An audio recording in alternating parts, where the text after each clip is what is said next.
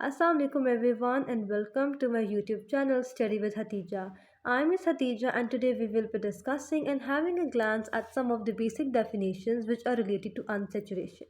यानी जब हम ऑर्गेनिक केमिस्ट्री में अनसेचुरेशन यानी the presence of pi bond को डील कर रहे हैं तो we need to know a couple handful of these definitions and these interactions.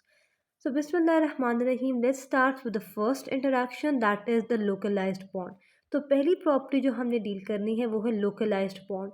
Localised अपने नाम से ही जाहिर करता है लोकलाइज्ड है यानी एक पर्टिकुलर जगह पे at a particular time present है यानी एक फिक्स जगह पे प्रेजेंट है और मूव नहीं कर रहा. सो लोकलाइज्ड बॉन्ड एक ऐसा पाई बॉन्ड है जो कि एक पर्टिकुलर प्लेस पे प्रेजेंट है यानी बिटवीन टू न्यूक्लियाई प्रेजेंट है और उसकी जो चार्ज कंसनट्रेशन इलेक्ट्रॉन्स की वो नहीं दो न्यूक्लियाई के दरमियान है. अगर मैं इसकी एग्जांपल लूँ तो कुछ इस तरह होगा. फॉर एग्जांपल हम सिंपल इथीन लेते हैं तो इसमें देखा जाए तो मेरे पास जो पाई बॉन्ड है ये दो कार्बन एटम्स के दरमियान ही प्रेजेंट है और जिसकी इलेक्ट्रॉन की कंसंट्रेशन है वो भी इन दो कार्बन एटम्स के दरमियान ही है यानी वो एक जगह पे फिक्स्ड है, वो मूव नहीं कर रहा अपनी जगह से. तो अगर मैं इसकी डेफिनेशन लिखूँ लोकलाइज्ड बॉन्ड की तो एक ऐसा बॉन्ड है that is present only between two nuclei.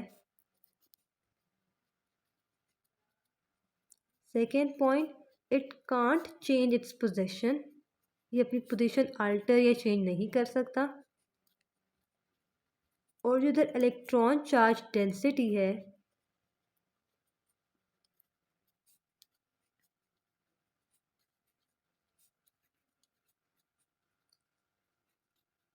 वो क्या करती है, वो कंसंट्रेटेड है बिटवीन द टू न्यूक्लियाई,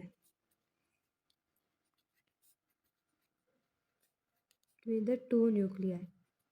यानी लोकलाइज्ड बॉन्ड एक ऐसा बॉन्ड है जो कि बिटवीन टू न्यूक्लियाई प्रेजेंट है, वो मूव नहीं करता, एक ही जगह पे प्रेजेंट है और जिसके इलेक्ट्रॉन्स की कंसंट्रेशन है वो इन दो के दरमियान ही प्रेजेंट है.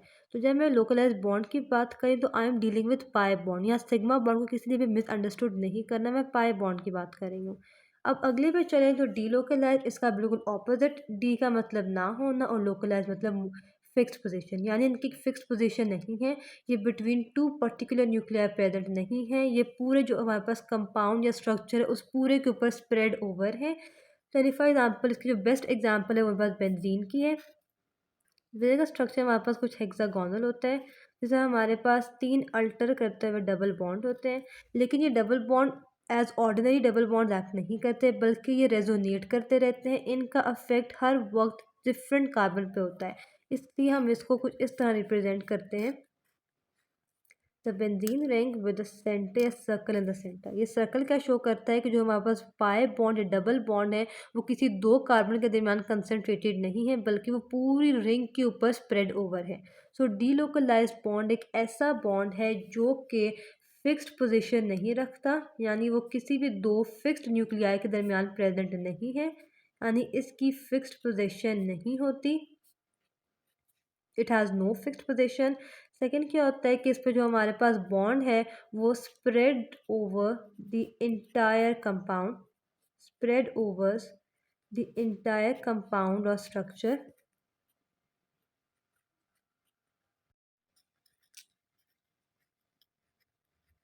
यानी ये एक ऐसी प्रॉपर्टी है जिसके थ्रू जो पाई बॉन्ड है वो किसी भी दो स्पेसिफिक न्यूक्लियाई के दरमियान बॉन्डेड नहीं होता, वो पूरे जितने भी स्ट्रक्चर के अंदर कार्बन एटम्स हैं सब के ऊपर स्प्रेड ओवर होता है और सबको एक ही जैसा पाई बॉन्ड यानी डबल बॉन्ड होने का इफेक्ट दे रहा होता है.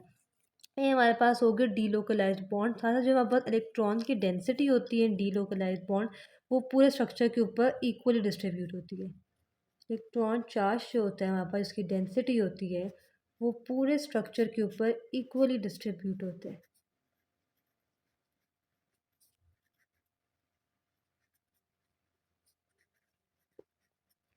यानी अगर मैं इस बार डेस्क पे जाऊँ तो अगर मेरे पास ये एक डबल बॉन्ड है तो ये इन दो कार्बन्स के दरमियान बॉन्डेड नहीं है बल्कि ये पूरे स्ट्रक्चर के ऊपर रेजोनेट करता है और एट अ टाइम ये एक बॉन्ड कभी इधर होगा तो कभी इधर पहुंच जाएगा, ये पूरे स्ट्रक्चर के साथ रेजोनेट करता है. ये डबल बॉन्ड है एक जगह रुका नहीं हुआ बल्कि पूरे स्ट्रक्चर पे साइक्लिक मूवमेंट शो कर रहा है. इसको हम कहते हैं रेजोनेटिक स्ट्रक्चर, पे रेजोनेंस का नाम देते हैं. अब चलते हैं अपने अगले इफेक्ट की तरफ, जो कि है स्टेरिक इफेक्ट। सो स्टेरिक इफेक्ट बेसिकली एक ऐसा इफेक्ट है जब हमारे पास जो कार्बन चेन की एक ही साइड पे दो लार्ज या बल्कि ग्रुप एक साथ आ जाएं, तो जब वो ग्रुप एक दूसरे को रिपेल करते हैं तो उससे जो कार्बन चेन है बहुत अनस्टेबल हो जाती है। सो स्टेरिक इफेक्ट क्या है कि फॉर एग्जांपल मेरे पास ये कार्बन का कंपाउंड है, मैं सिस ब्यूटीन ड्रॉ कर रही हूँ, ये CH3 इधर है, ये भी CH3 इधर है और यहाँ हमारे पास 2H है। तो अब देखा जाए तो मेरे पास जो ये दो बल्कि ग्रुप हैं, लार्ज नंबर ऑफ ग्रुप्स हैं CH3 और CH3 आपस के बहुत करीब हैं। तो इनकी यही जो क्लोज डिस्टेंस है क्या करेगा कि इन दोनों को बोलेगा एक दूसरे को रिपेल करेंगे। ये इनके रिपेल्जन से क्या होगा कि जो स्ट्रक्चर है हमारे पास कंपाउंड का वो अल्टर हो जाएगा, वो थोड़ा अनस्टेबल हो जाएगा। तो स्टेरिक इफेक्ट हमारे पास क्या फिर बनता है, that when at least two bulky groups, यानी कम से कम दो बल्कि ग्रुप्स होना मस्ट है, two bulky groups are at a shorter distance,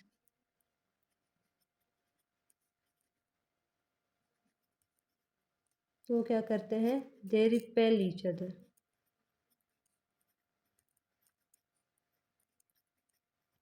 यानी जब कोई बल्कि ग्रुप्स, अब ज़रूरी नहीं कि जो दोनों ग्रुप्स हैं वो सेम ही हों, वो डिफरेंट भी हो सकते हैं। बस नेसेसरी क्या है कि वो दोनों लार्ज हों, यानी जो उनका स्ट्रक्चर थोड़ा लार्ज हो, ज़्यादा कार्बन चेन्स हो उनके अंदर, और वो दूसरे के बहुत करीब हों। अगर वो करीब होंगे तो फिर वो दूसरे को एक रिपेल करेंगे बाय वॉन्डर वॉल फोर्सेज, और इस रिपल्जन से क्या होगा, जो स्ट्रक्चर है हमारे पास वो थोड़ा अल्टर कर जाएगा, थोड़ा सा अपने जो उसकी पोजिशन थी, जगह थी, थोड़ा सा अल्टर कर जाएगा, उसकी जो स्टेबिलिटी थी वो कम हो जाएगी, वो थोड़ा रिएक्टिव हो जाएगा। स्टेरिक इफेक्ट क्या करता है, रिड्यूस कर देता है the stability of a compound.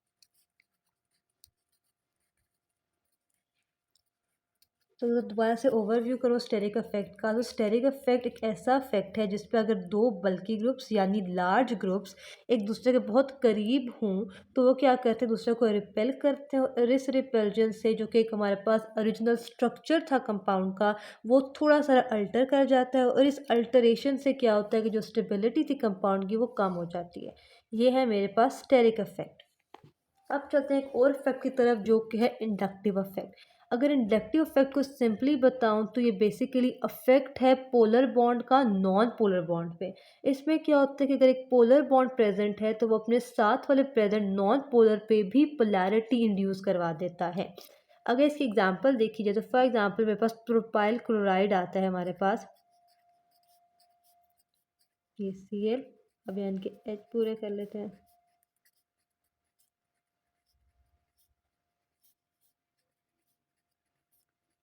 अब देखा जाए हमारे पास स्टूडेंट्स, जो ये बॉन्ड है ये बॉन्ड पोलर है क्योंकि क्लोरीन की इलेक्ट्रोनेगेटिविटी ग्रेटर है देन कार्बन, जबकि हमारे पास ये बॉन्ड सारे क्या हैं, नॉन पोलर बॉन्ड्स हैं। तो अगर मैं देखूं, अगर क्लोरीन अपनी इलेक्ट्रोनेगेटिविटी से क्या करे कि वो जो यहाँ प्रेजेंट इलेक्ट्रॉन डेंसिटी है हाइड्रोजन की, इसको अपनी तरफ पुल करे फ्रॉम ऑल साइड्स, तो इससे क्या होगा कि जो हमारे पास हाइड्रोजन है इनके ऊपर स्लाइटली पॉजिटिव चार्ज आ जाएगा। तो स्लाइटली पॉजिटिव चार्ज से क्या हो जाएगा, जो कार्बन टू हाइड्रोजन बॉन्ड जो कि नॉन पोलर है इन नेचर, थोड़ा सा पोलैरिटी की तरफ मूव कर जाएगा, इसमें थोड़ी सारी पोलैरिटी इंड्यूस हो जाएगी। Same is the case with this carbon, अगर यहाँ से भी वो इलेक्ट्रॉन्स को विदड्रॉ करता जाएगा तो फिर ये दोनों कार्बन भी आपस में जो नॉन पोलर थे अब थोड़े बहुत पोलर हो जाएंगे, ये कार्बन हाइड्रोजन भी। बट जैसे चेन की लेंथ बढ़ती जाएगी यानी क्लोरीन एटम से दूर जाते जाएंगे हम, तो जो इंडक्टिव इफेक्ट था वो कम होता जाएगा। तो इंडक्टिव इफेक्ट हमारे पास क्या है, व्हेन पोलैरिटी इज इंड्यूस्ड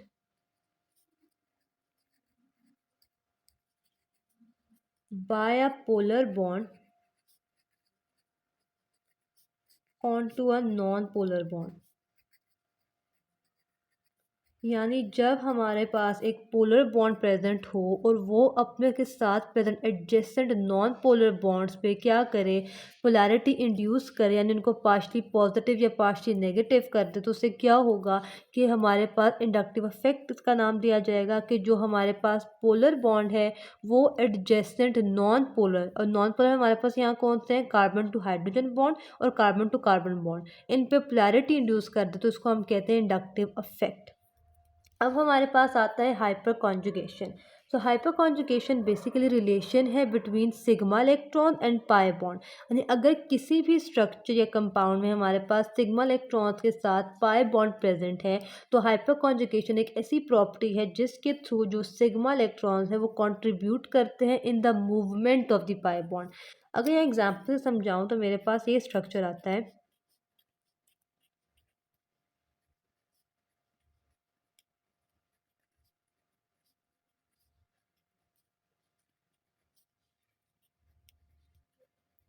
अब देखा जाए तो जो मेरे पास डबल बॉन्ड है वो टर्मिनल कार्बन्स पे प्रेजेंट है। टर्मिनल कार्बन पे प्रेजेंट होने की वजह से जो वो शील्डेड नहीं है इतना, तो वो बहुत रिएक्टिव कंपाउंड होगा। इसको स्टेबल या लेस रिएक्टिव करने के लिए जो हमारे पास ये इलेक्ट्रॉन्स प्रेजेंट है कार्बन हाइड्रोजन के दरमियान, कार्बन यहाँ से दोनों इलेक्ट्रॉन्स विड्रॉ कर लेगा और उसको इस तरफ प्लेस कर लेगा और यहाँ इस कार्बन के साथ अपना एक डबल बॉन्ड बना लेगा। अब देखा जाए तो इस कार्बन की वैलेंसी कितनी हो गई है, 1 2 3 4 5। इसको तो अपनी वैलेंसी 4 करनी है। इसको 4 करने के लिए वो इधर से अपना जो पाई बॉन्ड था उसको तोड़ देगा। तो क्या होगा कि जो पाई बॉन्ड पहले टर्मिनल कार्बन के दरमियान था अब वो सेंट्रल के दरमियान शिफ्ट होगा। स्ट्रक्चर किस तरह बन जाएगा हमारे पास, ये हमारे पास यहाँ 3 हाइड्रोजन्स थे, यहाँ हमारे पास एक हाइड्रोजन रह गया, यहाँ हमारे पास एक हाइड्रोजन रह गया, और जो यहाँ हमारे पास पहले दो थे, अब क्योंकि इसका एक बॉन्ड कम हो रहा है तो जो यहाँ से हाइड्रोजन हमने इलेक्ट्रॉन उसके लिए थे उस हाइड्रोजन को हम इस कार्बन पे शिफ्ट कर देंगे, तो हमारे पास CH3 बन गया। अब इसे देखा जाए तो जो स्ट्रक्चर है ये वाला, ये more stable then this structure, क्योंकि इसमें जो पाई बॉन्ड है वो सेंटर में प्रेजेंट है जबकि यहाँ टर्मिनल में प्रेजेंट था। तो हाइपर कॉन्जुगेशन हमारे पास क्या है, it is the interaction between sigma electrons and pi bond.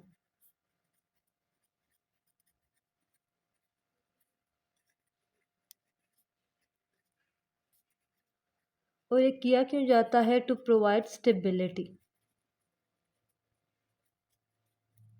यानी हाइपर कॉन्जुगेशन में हम क्या देखते हैं कि अगर हमारा पास कोई भी कंपाउंड के पास जो डबल बॉन्ड है वो टर्मिनल साइड पे प्रेजेंट है, ऐसी जगह पे प्रेजेंट है जहाँ वो कंपाउंड बहुत रिएक्टिव हो रहा है, तो थ्रू हाइपर कॉन्जुगेशन हम उसकी पोजीशन को चेंज कर देते हैं। और किस तरह करते हैं कि जो सिग्मा इलेक्ट्रॉन्स है वो कंट्रीब्यूट करते हैं और इस तरह के एक डबल बॉन्ड स्टैब्लिश करते हैं और उस डबल बॉन्ड को कट आउट या फिर एलिमिनेट करते हैं और फिर उसको फैसिलिटेट किया जाता है बाय प्रोवाइडिंग हाइड्रोजन जो यहाँ से हमने रिलीज़ किया। तो इस तरह हम एक अनस्टेबल कंपाउंड को स्टेबल करते हैं through hyper conjugation.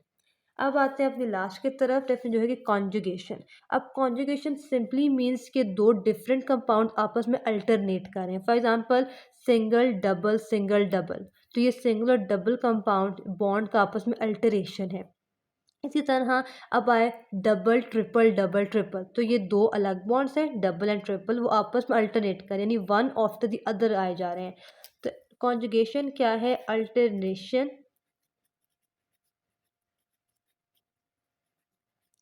Between different types of bonds. अब हम कॉन्जुगेशन में सिर्फ पाई बॉन्ड्स को ही स्टडी करें यानी डबल या ट्रिपल या single. Alternation between different types of bond,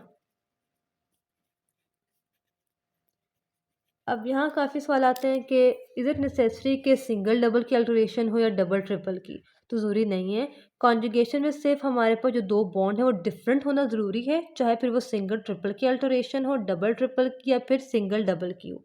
अब इसकी एग्जांपल देखूँ तो हमारे पास इस तरह आ सकता है कि ये carbon to carbon single bond, फिर डबल, फिर सिंगल, फिर डबल। देखा जाए तो ये कॉन्जुगेशन है, सिंगल डबल। अब अगर मैं ट्रिपल के बॉन्ड साथ कॉन्जुगेशन दिखाऊं तो इस डबल बॉन्ड, तो इधर नहीं बन सकता, ये सिंगल बॉन्ड, फिर हमारे पास डबल बॉन्ड, फिर सिंगल बॉन्ड, ये भी उसके ऑपोजिट देखिए, पहले डबल आ गया, डबल सिंगल डबल सिंगल। इसी तरह अगर ट्रिपल और वन की दिखाऊं मैं तो किस तरह बनेगा, हमारे पास triple bond, single bond, triple bond, single bond. तो ट्रिपल सिंगल, ये मेरे पास क्या दिखा रहा है, कॉन्जुगेशन। कॉन्जुगेशन क्या है कि दो डिफरेंट टाइप्स के हमारे पास बॉन्ड हो और वो आपस में अल्टरनेट करें, यानी पहले एक फिर दूसरा फिर एक फिर दूसरा, तो ये हमारे पास आ जाएगी conjugation. So let's guys turn to the next page. So guys it's time for some task. ये मैंने आपको कुछ क्वेश्चंस दिए हुए हैं, आपने गेस करना है कि इस पर कौन कौन सा इफेक्ट या कौन कौन सी प्रॉपर्टी यूज़ हो रही है। आई will be giving 10 seconds, if you need more time so do pause the video, अपने पास नोट डाउन कर लें कि इस स्ट्रक्चर में कौन सी प्रॉपर्टीज है, इसमें कौन सी है, then I will be telling you the answer.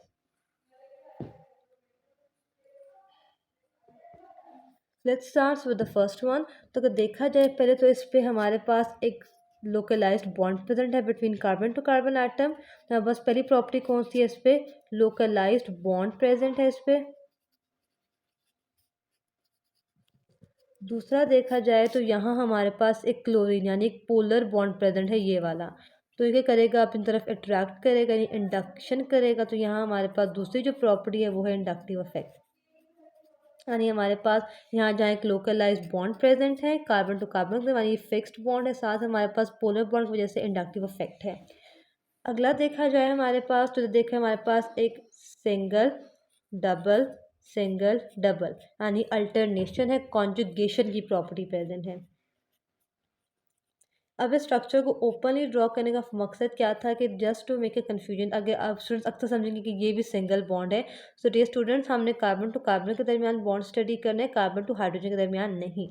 तो हमने इस बॉन्ड को कंसिडर नहीं करना, हमने कार्बन टू कार्बन को करना है। तो ये हमारे पास क्या है, कॉन्जुगेशन। इसमें देखी जाए तो मेरे पास एक बेंजीन का स्ट्रक्चर है। बेंजीन के स्ट्रक्चर मैंने पहले बताया था कि जो हमारे पास बॉन्ड्स होते हैं वो लोकलाइज नहीं होते, वो मूव करते रहते हैं। ये बेंजीन का स्ट्रक्चर है। तो इसमें हमारी जो प्रॉपर्टी है वो है डीलोकलाइजेशन या डीलोकलाइज्ड बॉन्ड। ये बेंजीन का स्ट्रक्चर है, इसमें हमारे पास डीलोकलाइज्ड बॉन्ड्स होते हैं जो एक जगह में प्रेजेंट नहीं होते, वो मूव करते रेजोनेंस करते रहते हैं। अब यहाँ मेरे पास है तो यहाँ सिर्फ एक ही प्रॉपर्टी प्रेजेंट है जो कि मेरे पास क्या है, एक लोकलाइज्ड बॉन्ड, यानी दो कार्बन्स के दरमियान वो प्रेजेंट है और वो मूव नहीं कर रहा, वो रेजोनेंस नहीं कर रहा, वो लोकलाइज्ड बॉन्ड है। अब अगले पे मैं आती हूँ। तो अगले पे देखा जाए तो मेरे पास डबल बॉन्ड के अबाउट दो बल्कि ग्रुप्स प्रेजेंट है जो कि एट द सेम पोजीशन है, एक की साइड पे हैं और बहुत करीब हैं दूसरे से। तो ये एक दूसरे को रिपेल करेंगे, यहाँ मेरे पास जो इफेक्ट होगा वो होगा स्टेरिक इफेक्ट। अब यहाँ आप लोगों ने ये नहीं कर देना कि if you are writing down कि यहाँ लोकलाइज्ड बॉन्ड भी है, लोकलाइज्ड बॉन्ड है बट स्टेरिक इफेक्ट होता ही अबाउट डबल बॉन्ड है, डबल या ट्रिपल बॉन्ड। तो अंडरस्टूड बात है कि अगर स्टेरिक इफेक्ट है तो बल्कीनेस है अबाउट डबल बॉन्ड, तो यहाँ लोकलाइज्ड बॉन्ड होने की ज़रूरत नहीं है।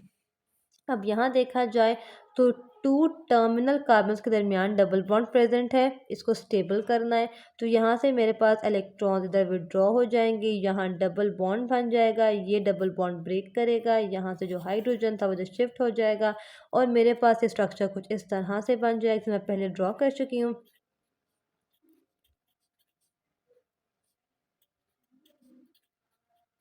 जो डबल बॉन्ड यहाँ था अब वो इधर शिफ्ट हो गया सेंटर पे, तो ये मेरे पास क्या आ गया है, hyper conjugation. Guys I hope कि आपके जो सारे जो एफ तक मैंने पार्ट्स दिए थे टास्क टाइम के लिए आपके सारे करेक्ट हुए होंगे। Still if you are having any confusion तो लेक्चर तो आज यहाँ ख़त्म होता है। So you can ask me in the comment section, I will be very happy to assist you in your studies. More if you are new to my channel so don't forget to subscribe and like my videos if they prove to be of any information to you. Moreover I wish you best of luck for your future. अल्लाह हाफिज़, अल्लाह ने के बाद।